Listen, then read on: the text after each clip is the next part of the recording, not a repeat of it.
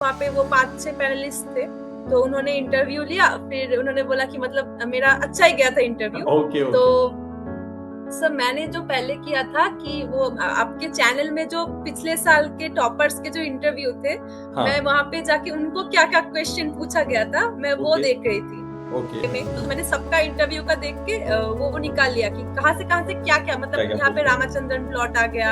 हाँ, तो वो मुझे एक शॉर्ट लिस्टिंग हो गया कि यहाँ से आ रहा है, तो ये मुझे नहीं छोड़ना है। बता दिया। तो सेल्स साइकिल का तो मेरा एकदम फाड़ू गया इंटरव्यू, मतलब बहुत अच्छा गया। मतलब एक प्लान बना लो कि इतने दिन के अंदर मुझे ये करना है और मॉक टेस्ट छोड़ना नहीं है, मॉक टेस्ट देना ही पड़ेगा। तो गेट की रैंक और इंटरव्यू, जैसे गेट की रैंक आपकी जो होगी, ओके, उसका कुछ इम्पैक्ट था इंटरव्यू में या फिर इंटरव्यू स्टैंड अलोन था एडमिशन के लिए?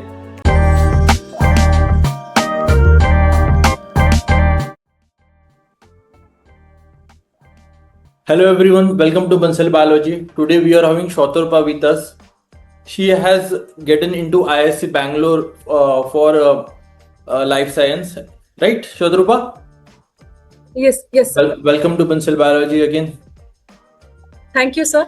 Congratulations on getting into ISC Bangalore. Can you please introduce yourself? So I am Shotarpa Bandyopadhyay. I am from Calcutta. I am currently pursuing my microbiology honors from Lady Brabourne College, and I will be completing my degree in this semester. Okay. And in which program you have admitted in ISC Bangalore? Sir, I am admitted to MSc Life Sciences program.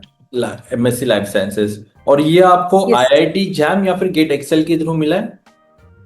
Sir मैंने सिर्फ एक ही exam दिया था, gate Excel, तो मुझे उसके हाँ. Okay. Can you please explain the process, the admission process getting into ISC Bangalore? जैसे आपने क्या क्या किया था, आपका क्या प्रोसेस था?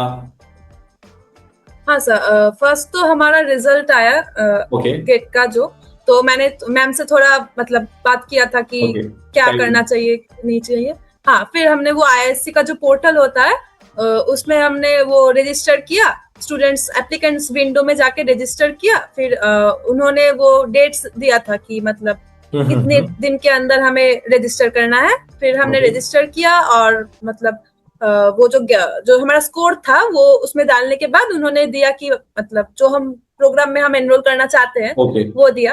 तो उसके बाद मैंने MSc लाइफ साइंस, एज मैंने IIT JAM नहीं दिया तो I was not applicable for IPHD। सो इसीलिए मुझे सिर्फ MSc मिला। सो मैंने गेट एक्सेल के रिजल्ट के थ्रू मैंने उसमें MSc में अप्लाई किया।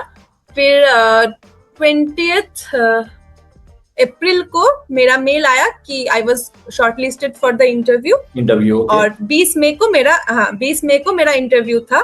तो हाँ, वहाँ पे वो लोग ज्यादा कुछ नहीं मांग रहे थे। वहाँ पे उन्होंने सिर्फ वो गेट का जो स्कोर कार्ड था और मेरा एक डॉक्यूमेंट का प्रूफ, मतलब मैं आधार कार्ड लेके गई थी। तो वो ले जाने से ही वहाँ पे हो जा रहा था। तो वो मैं लेके गई, तो वहाँ पे सबमिट किया। फिर वहाँ पे वो 5-6 पैनलिस्ट थे, तो उन्होंने इंटरव्यू लिया। फिर उन्होंने बोला कि मतलब मेरा अच्छा ही गया था इंटरव्यू। तो एक क्वेश्चन मेरा लास्ट में अटक गया था, तो मैंने छोड़ा नहीं, तो मैंने इंसिस्ट कर रही थी मतलब सर आप एक और पूछ लीजिए, ये मतलब मुझे याद नहीं आ रहा। तो उन्होंने बोला कि नहीं, तुमने बहुत अच्छा इंटरव्यू दिया है, तुम्हें और बोलने की जरूरत नहीं है, तुम अभी जा सकती हो। तो मुझे तब पता लगा कि हाँ अच्छा तो गया, इंटरव्यू अच्छा गया। चलो, तो कुछ क्वेश्चंस इंटरव्यू पे ही करते हैं। तो बेसिकली जब आपने इंटरव्यू के लिए जा रहे थे तो आपने कुछ प्रिपेयर करके गए थे इंटरव्यू के लिए या फिर हाँ।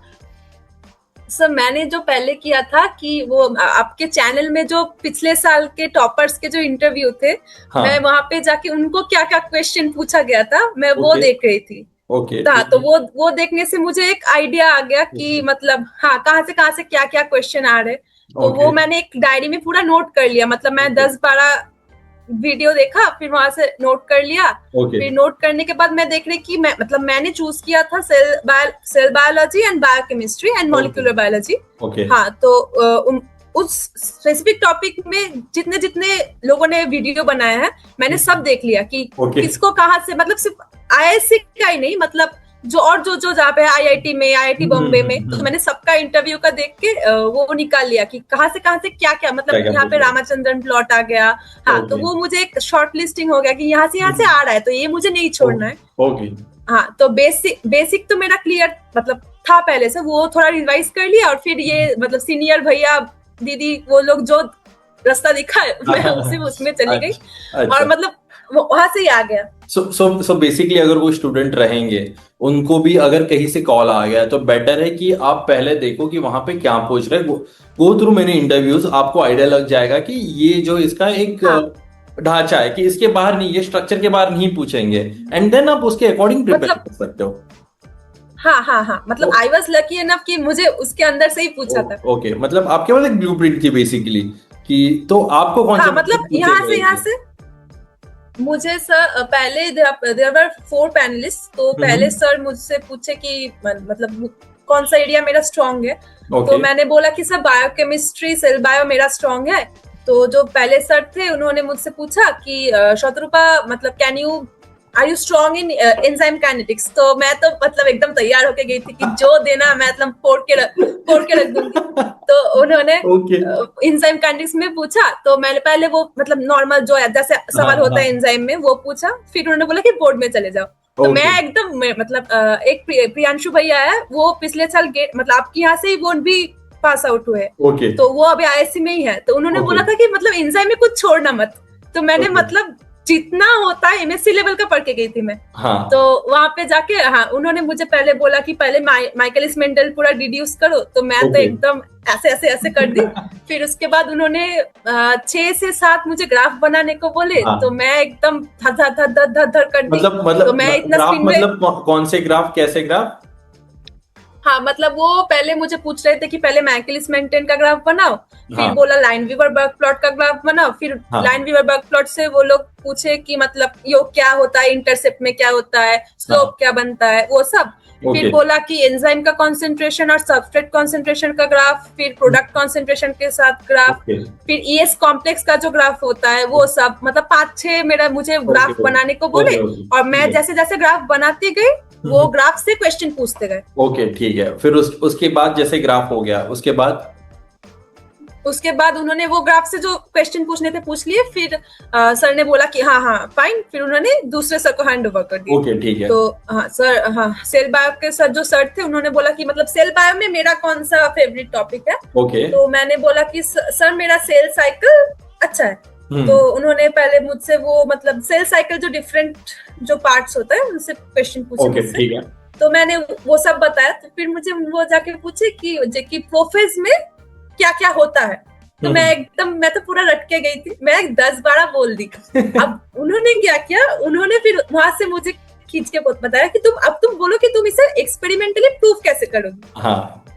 तो मैंने तो पहले एक बताया, तो फिर उन्होंने बोला कि देखो ये थियोरेटिकली करेक्ट है। तो तुम्हें अभी इसे प्रैक्टिकली प्रूफ करना पड़ेगा। तो मैंने बोला हाँ ठीक है, फिर मैंने बोल दिया, तो वो करेक्ट हो गया।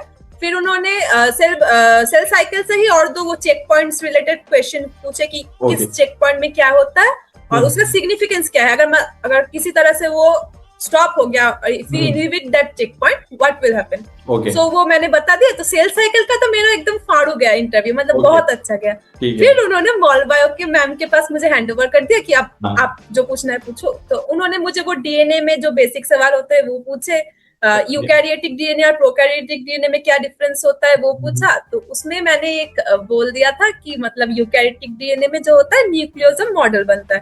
तो फिर मैम ने पूछा कि हाँ वो अब डिटेल में न्यूक्लियोसोम बताओ मुझे। तो मैंने न्यूक्लियोसोम पूरा डिटेल में बताया। तो फिर मैम ने पूछा कि जो अब तुम बोल रहे हो कि हिस्टोन प्रोटीन और डीएनए है, तो तुम प्रूफ कैसे करोगे कि हिस्टोन प्रोटीन डीएनए के साथ लगा हुआ है।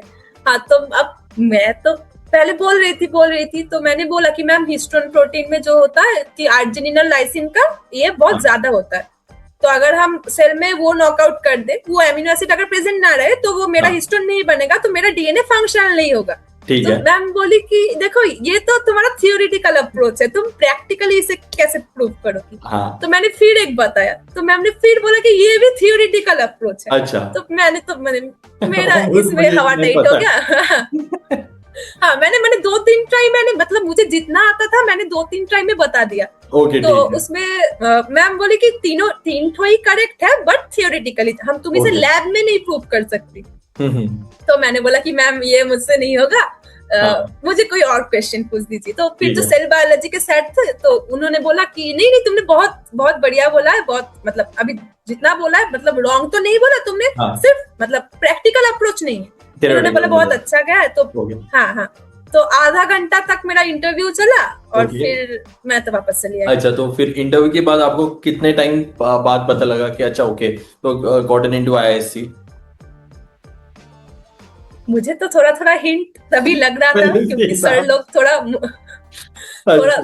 मुस्कुरा रहे थे। तो फिर मुझे 27 मई को मुझे मेल आया। ओके, तो एक हफ्ता लगा, मतलब 20 को मेरा इंटरव्यू था और 27 को मेरा मेल आया। तो गेट की रैंक और इंटरव्यू, जैसे गेट की रैंक आपकी जो होगी ओके, उसका कुछ इम्पैक्ट था इंटरव्यू में या फिर इंटरव्यू स्टैंड अलोन था एडमिशन के लिए? इंटरव्यू स्टैंड अलोन था क्योंकि मेरा गेट का रैंक थोड़ा पीछे आया था क्योंकि मैंने वो एक ही एग्जाम, मतलब अभी तो मेरा कोर्स कंटिन्यू हो रहा है ना कि मेरा 4 ईयर का कोर्स था, तो अभी मैंने बहुत सा पेपर मैंने नहीं पढ़ा, मतलब इम्यूनोलॉजी अभी मेरा नहीं हुआ है। तो इसलिए मेरा उतना स्ट्रांग नहीं था वो, तो मेरा गेट में जो मार्क्स है वो 55 था। तो मैंने मैम को बोला कि मैम मतलब जो हर कट ऑफ को पार कर रहा है, बट मतलब कट ऑफ के एकदम बॉर्डर लाइन में है, जैसे बस लाइन की तरफ है। हाँ, लाइन के मतलब 1 मार्क्स से मेरा ऐसे हो गया था। तो मैंने मैम को बोला था कि मैम मतलब मैं क्या अप्लाई करूं? मैम बोला कि देखो मुश्किल है पर कर दो। तो मैंने कर दिया। हाँ, और फिर मैं इंटरव्यू में मैंने कोई कसर नहीं छोड़ा, मतलब मैंने जहां से जहां तक हो सकता है। मतलब हम ये एकदम परफेक्टली कह सकते हैं कि आपका रैंक और आपके मार्क्स इतना मैटर नहीं करते अगर आपका इंटरव्यू बहुत अच्छा गया तो, राइट? ऑन माय केस मैं तो ये बोलूंगी। यस, मतलब इंटरव्यू के लिए भी उतना ही प्रेप चाहिए जितना आप एग्जाम के लिए कर रहे हो। हाँ, मतलब मेरे साथ में जो इंटरव्यू देने गए थे उनको देख के तो मुझे लगा था कि नहीं होगा क्योंकि वो बहुत पढ़ के गए थे, मतलब क्या क्या पढ़ रहे थे वो मेरे पास में बैठ के। तो मुझे तो लगा ये इतना कुछ पढ़ के आए हैं, इनके सामने तो मैं क्या ही बोल पाऊंगी। फिर मतलब जब वहां पे गई तो प्रोफेसर लोग बहुत कोऑपरेटिव है, मतलब एकदम कोऑपरेटिव है। मैं जब गई तो मुझे लगा नहीं कि मैं इंटरव्यू देने आई। हाँ, तो मतलब मैं बहुत सारे एस्पिरेंट को यही कहना चाहूंगा कि हमेशा आपकी पोटेंशियल पे हमेशा विश्वास रखना, क्योंकि आजू बाजू तो अपने को बहुत ही अच्छा दिखेगा हमेशा कि अरे ये तो देखो क्या कर रहे हैं, वो देखो क्या कर रहे हैं, इसकी रैंक इसके मार्क्स में से ज्यादा है, रादर देन हम हमारे पास क्या है उसके ऊपर कम फोकस करते हैं। तो उससे क्या होता है, इम्पैक्ट हो जाता है, नर्वसनेस आ जाता है। इंस्टेड ऑफ दैट आपकी क्या यूएसपी, आपको क्या अच्छे से आता है उसके ऊपर ज्यादा फोकस करना चाहिए जो आपने किया इंटरव्यू में, राइट? मेरे पास तो मतलब करने का कुछ था नहीं, मैं गेट का रिजल्ट तो चेंज नहीं कर पाती थी, तो मेरे हाथ में सिर्फ इंटरव्यू था। तो मैंने वो एकदम एग्जैक्टली चलो बढ़िया है, बहुत बहुत बढ़िया है, आपका इंटरव्यू अच्छा गया। तो जैसे आपने बीएससी में, आप जैसे अभी आप बीएससी में हो, राइट? तो आपने कब डिसाइड कर लिया था ओके चलो मुझे अब ये गेट के लिए प्रिपेयर करना स्टार्ट करना है? सर वैसे तो मेरा कोई प्लान नहीं था। फिर लास्ट ईयर में मेरा सेमेस्टर चल रहा था, तो फिर मैंने वो सीक्वेंसिंग वगैरह था, तो तब मैंने यूट्यूब में मैम का ही 2-4 वीडियो देखा था। वो मुझे बहुत मतलब अच्छा लगा था कि अच्छा मतलब अगर इस फील्ड में जाऊंगी तो हाँ इंटरेस्टिंग है। तो फिर मैंने मैम के चैनल में ही वो भैया लोग का सब इंटरव्यू वगैरह देखा। फिर मतलब इस फील्ड में जाने के से क्या क्या हो सकता है वो देखा।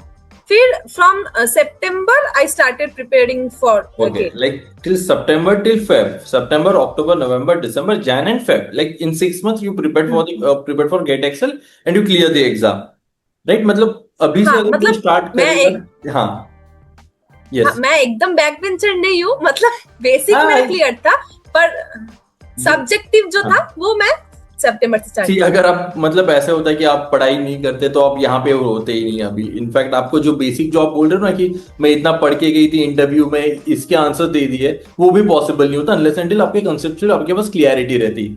ओके, तो अगर कोई स्टूडेंट रहेगा जो अभी तो जुलाई चल रहा है, if they start from July from appearing in GATE Excel 2027, then they can not easily but they can cover the exam, right?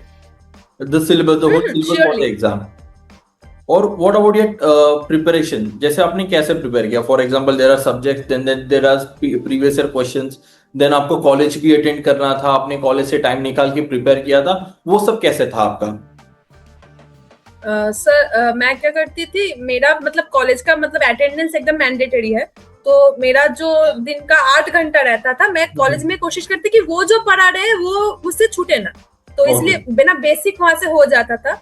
फिर घर में आके मैं क्या करती थी, मैं वो जो एनपीटीएल का जो एक वेबसाइट है ना, एनपीटीएल का, वहां पे वो लोग हर सैटरडे और संडे को फ्रॉम अगस्त मॉक टेस्ट लेते हैं, और वो मॉक टेस्ट का जो क्वेश्चन है वो पीवाईक्यू से आता है, मतलब ऐसा नहीं कि वो लोग खुद बना रहे हैं, पीवाईक्यू के क्वेश्चन को वो परमुटेशन कॉम्बिनेशन करके मॉक टेस्ट में डालते हैं। तो उससे मैं मतलब कुछ प्रिपरेशन के पहले ही मैं वो मॉक टेस्ट देने लगी, तो मुझे एक आइडिया आ गया कि इस जगह से ये टाइप के क्वेश्चन आते हैं, इस जगह से इस टाइप के क्वेश्चन आते हैं। तो जब मैंने प्रिपेयर करना स्टार्ट किया, तब मैंने वो मैम का वो मॉक टेस्ट का सीरीज लिया। तो वहां पे भी मैंने देखा कि मतलब सिर्फ नंबर्स, इंटीजर्स चेंज हो रहे हैं, बट जिस तरह से एक क्वेश्चन सॉल्व होना चाहिए वो एकदम सेम है।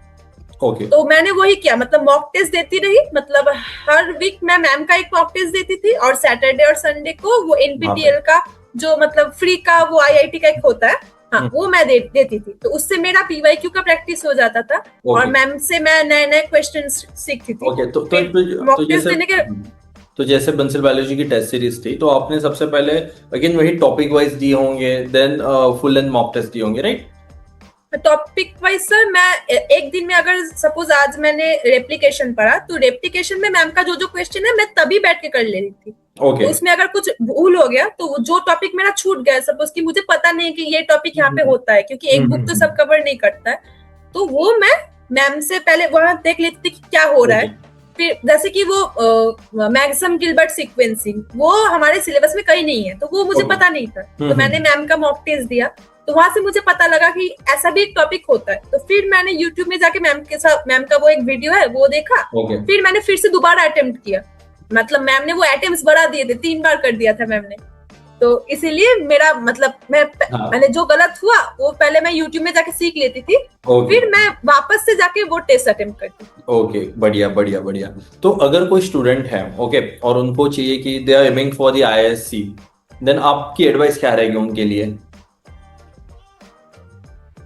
नर्वस नहीं होना है, नर्वस नहीं होना है, और एक मतलब एक प्लान बना लो कि इतने दिन के अंदर मुझे ये करना है, और मॉक टेस्ट छोड़ना नहीं है, मॉक टेस्ट देना ही पड़ेगा। ओके।